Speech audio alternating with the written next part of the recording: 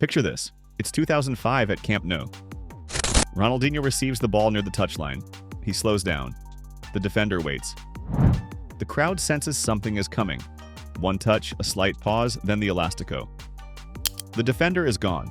The stadium explodes. In that moment, there is no tactical board, no heat map, no positional correction from the sideline. There is only instinct, joy, improvisation. Now, fast forward 20 years. Same stadium, different era. The winger receives the ball. Immediate pressure. The fullback is tight, the midfielder is covering, passing lanes are closed, and the counterpress is already set. He plays the safe pass backward. It is efficient, it is correct. And that is where the uncomfortable question begins. Did tactics kill creativity in football, or did football simply evolve beyond chaos? There is a popular belief that the 1990s and early 2000s were the golden age of individual expression. We remember Zidane's elegance, Ronaldo Nazario's explosive dribbles, Thierry Henry gliding past defenders, Ronaldinho smiling as he humiliated backlines. It felt looser, more spontaneous, more human. But we have to challenge that memory. Were players truly freer, or were defensive systems simply less synchronized? Systems existed back then. The difference is that they were not optimized yet. Defensive lines were not as compact. Pressing was not universal. Data was not weaponized. A creative player often faced a single defender in isolation. Today, he faces a coordinated structure designed to remove space before he even receives the ball. So maybe creativity did not decline. Maybe resistance increased. After 2010, something accelerated. Positional play became refined. High pressing became systematic. Analytics departments grew. GPS tracking monitored every sprint. Video analysis broke down tendencies in microscopic detail. Managers like Pep Guardiola did not just organize teams, they engineered them. Every zone assigned, every movement calculated, every press triggered by specific cues. Space became structured. Randomness was reduced. In 2005, losing the ball meant defensive regrouping. In 2025, losing the ball triggers an immediate coordinated press designed to suffocate transitions. Margins shrank dramatically. And when margins shrink, risk becomes expensive. Coaches respond by reducing risk. Players internalize that reduction. That is not an attack on creativity. It is risk management at the highest level. Imagine Ronaldinho born in 2007. He enters a modern academy at 8 years old. He is taught positional discipline, pressing triggers, compactness, spatial occupation. His instinct is to drift and improvise, but the system encourages structure and balance. Would he still attempt the elastico? Probably, but perhaps not 10 times per game. Maybe 2 or 3 because every failed dribble now carries systemic consequences.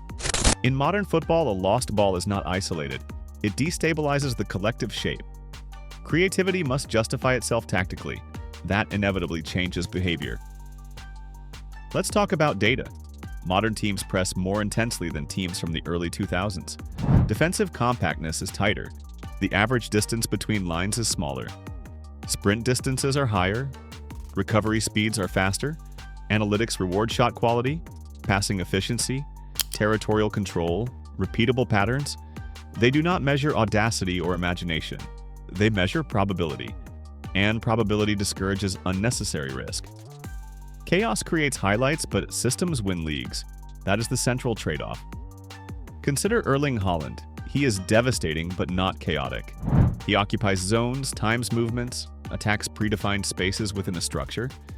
He does not roam for artistic expression. He executes patterns at extreme efficiency. Modern forwards are often system amplifiers rather than independent improvisers.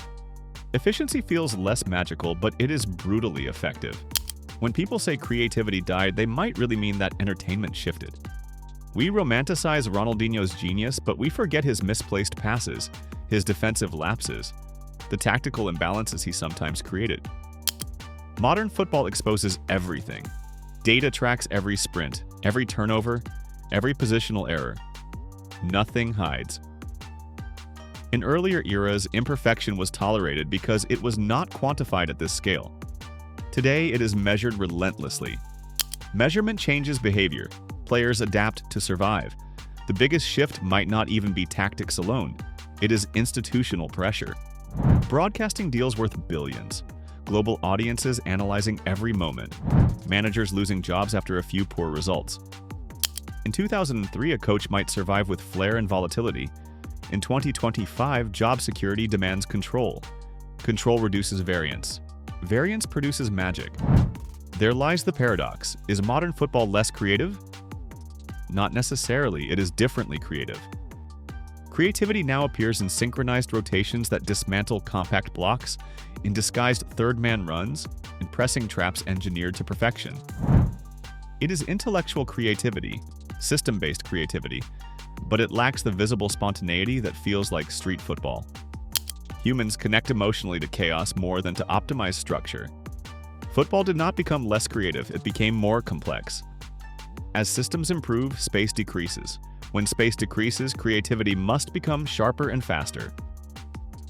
Ronaldinho thrived in expanded margins. Modern attackers thrive in compressed margins.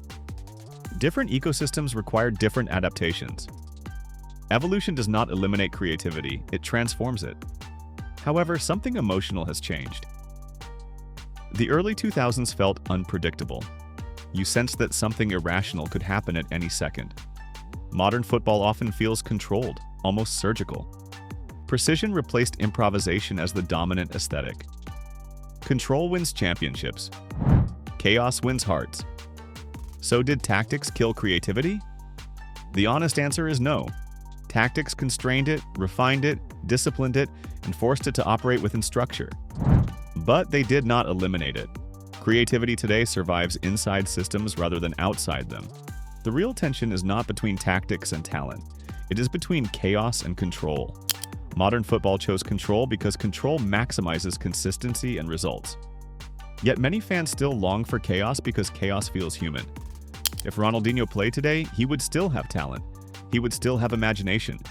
But he would grow up inside positional frameworks, data feedback loops, and collective pressing responsibilities.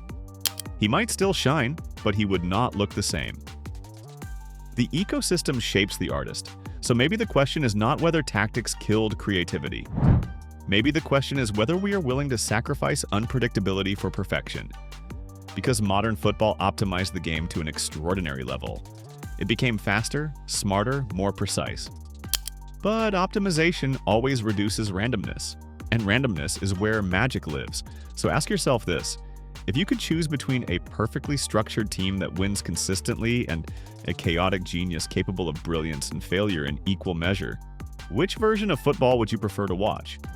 And if Ronaldinho appeared in today's game, would we celebrate his freedom or criticize him for losing possession in the wrong zone? That answer might reveal more about us than about tactics.